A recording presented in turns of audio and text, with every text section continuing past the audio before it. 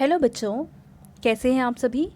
चलिए इस वीडियो में हम समझने वाले हैं क्लास 8 की वर्कशीट नंबर 9 जो कि 16 अगस्त 2021 की वर्कशीट है और आज का सब्जेक्ट है मैथमेटिक्स।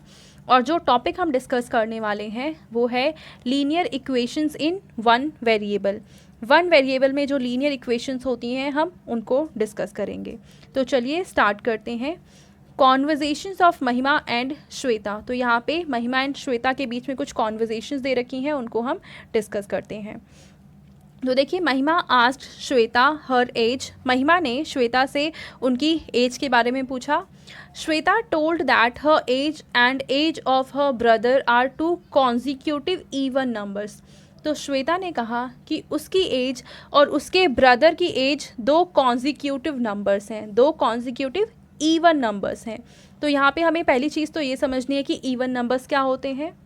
वो सारे नंबर जो 2 से डिवाइड होते हैं, जैसे कि 2, 4, 6, 8, 10, ये सारे इवन नंबर्स हैं। तो यहाँ श्वेता ने कहा कि दो कॉन्जिक्यूटिव इवन नंबर्स हैं एंड हु सम इज़ 30, और दोनों का सम 30 है। How can you guess how old I am. Now you can guess. अब उसने कहा कि अब आप गेस करो कि मेरी एज क्या है।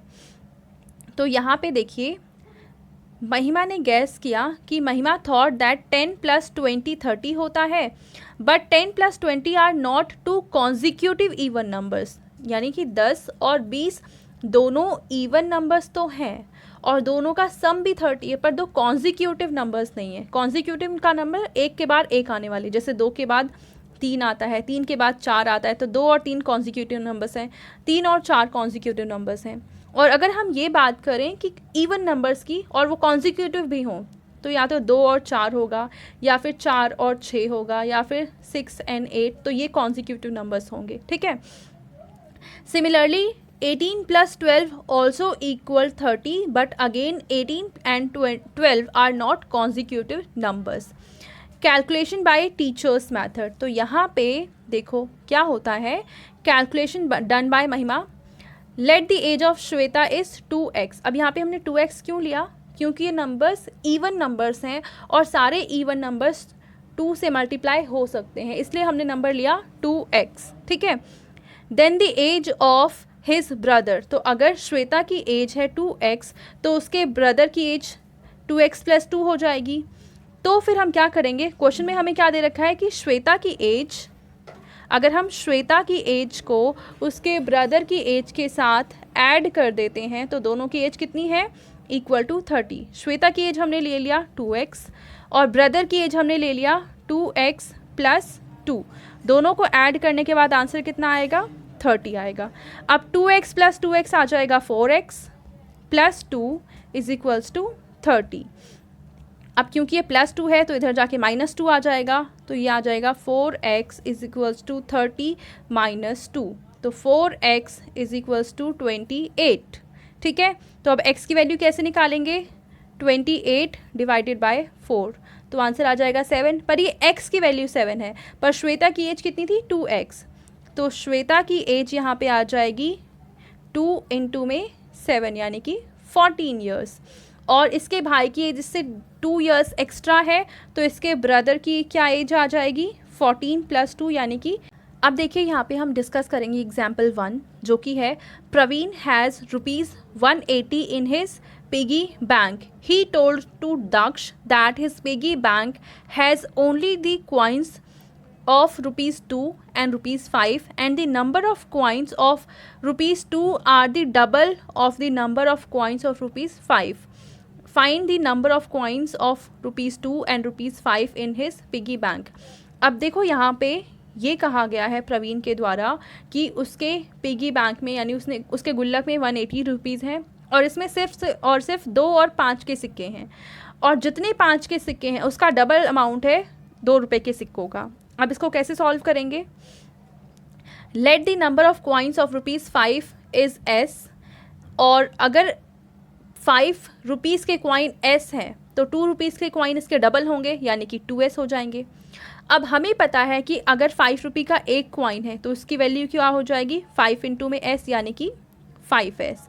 और अगर 2 रुपीज़ के कॉइन कितने हैं, 2s हैं तो इनकी वैल्यू आ जाएगी 2 इंटू में 2s, यानी कि वैल्यू आ जाएगी 4s। तो इस तरीके से हम करें 5s प्लस में 4s यानी आ जाएगा 9s, और इनकी वैल्यू कितनी थी 180 रुपीज़। तो 9s इज टू 180 रुपीज़। तो s की वैल्यू कितनी आ जाएगी 180 डिवाइड बाय 9, और कैलकुलेट करेंगे तो s की वैल्यू कितनी आ जाएगी 20, और s हमने क्या लिया था 5 रुपये कॉइन के जो अमाउंट था। तो यहाँ पे नंबर ऑफ कॉइन्स आ गए 5 रुपीज़ के, वो है 20। तो 2 रुपीज़ के कितने कॉइन्स हो जाएंगे, वो इसका डबल हो जाएंगे, यानी कि आ जाएंगे 40। ठीक है, अब इनके बेसिस पे हमें यहाँ पे 2 क्वेश्चन सॉल्व करने हैं। क्वेश्चन नंबर 1 कहा हुआ है, Veena took an objective type examination in which there are 50 questions. If student answer correctly, 4 marks will be given, and if answer incorrectly, 1 marks will be deducted. If Veena answered all the questions, अब यहाँ पे देखो वीना ने सारे के सारे question के answer करे हैं, यानी कि 50 के 50 उसने क्वेश्चंस करे हैं, and had achieved 80 marks, और टोटल उसके मार्क्स कितने आए हैं 80. Find the number of questions which has correct answers and incorrect answers given by Veena. अब इन्होंने आधा तो सॉल्यूशन दे रखा है और आगे का सॉल्यूशन हमें खुद सॉल्व करना है। तो कैसे करेंगे, यहाँ पे देखो, let the number of correct answers is j, इसको x y z j कुछ भी आप मान सकते हो, then the number of incorrect answers, क्योंकि टोटल 50 क्वेश्चन थे, 50 में से j क्वेश्चन उसने करेक्ट कर लिए, तो इनकरेक्ट क्वेश्चन कितने बचे 50 माइनस j। अब करेक्ट क्वेश्चन के लिए उसे कितने मार्क्स मिलते हैं 4 मार्क्स मिलते हैं। तो टोटल इसने j क्वेश्चन करेक्ट किए तो टोटल मार्क्स मिल जाएंगे 4j। अब यहाँ पे देखो प्लस में इसने इनकरेक्ट कितने क्वेश्चन किए हैं, वो किए हैं 50 माइनस में j, और हर एक क्वेश्चन के लिए कितने मार्क्स यहाँ पे डिडक्ट होते हैं, तो ये आ जाएगा 1 लेकिन माइनस का 1। ठीक है, और कुल मिला के यहाँ पे आंसर आ जाएगा कि टोटल मार्क्स इसे मिले 80। तो ये तो आ जाएगा 4j, अब प्लस इंटू में माइनस आ जाएगा माइनस, और 1 को जब आप इससे मल्टीप्लाई करोगे तो वो सेम नंबर ही रहेगा, यानी कि 50 माइनस इधर भी है और माइनस इधर भी है, तो और माइनस माइनस प्लस हो जाता है, तो प्लस में j is equals to answer कितना है 80। अब 4j प्लस में j ये आ जाएगा 5j इज इक्वल्स टू 80।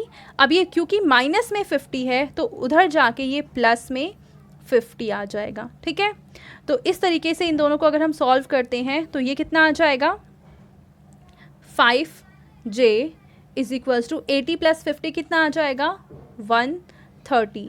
तो j की वैल्यू कितनी आ जाएगी 130 डिवाइडेड बाय 5।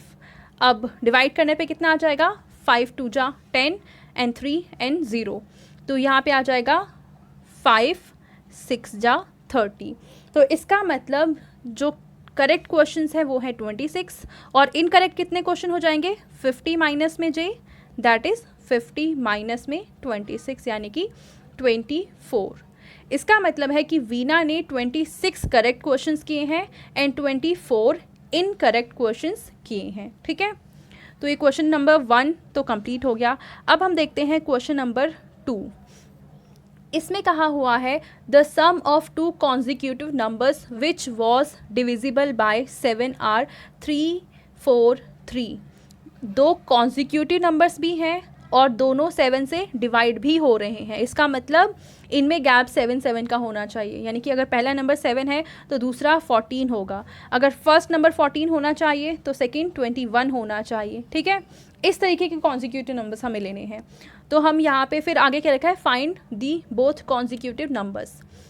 तो सपोज करते हैं हम let the first number is x, तो सेकेंड नंबर क्या हो जाएगा x प्लस 7, क्योंकि दोनों 7 से डिवाइड होने वाले नंबर हैं।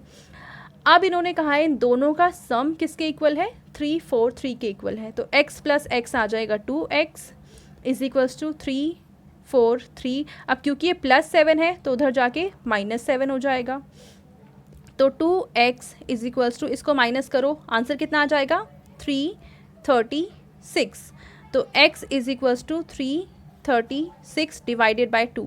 2 से डिवाइड करेंगे तो कितना आंसर आ जाएगा 168। यानी x की वैल्यू आ गई यहाँ पे 168। तो फर्स्ट नंबर तो आ गया 168, दूसरा नंबर क्या आ जाएगा x प्लस 7, यानी कि 168 प्लस 7, दोनों को ऐड करेंगे तो आंसर आ जाएगा कितना 175। अब यहाँ पे फर्स्ट नंबर है 168 और दूसरा नंबर है 175 और आगे हमें क्या कह रखा है वेरिफिकेशन। वेरिफिकेशन के लिए हम लेंगे 168 प्लस 175, दोनों को ऐड करो। क्या दोनों को ऐड करने के बाद 343 आएगा? चलो ऐड करके देखते हैं। 175 प्लस 168 ऐड करेंगे, 8 प्लस 5 13, 3 एंड 1 7 7 4 और आंसर आ जाएगा 343, यानी प्लस करने पे आंसर 343 के इक्वल आ रहा है। इसका मतलब जो हमने क्वेश्चन अटेम्प्ट किया है वो पूरी तरीके से करेक्ट है। तो ये थी आज की हमारी मैथ्स की वर्कशीट। आई होप आपको ये वर्कशीट बहुत अच्छे से क्लियर हो चुकी होगी। Thank you.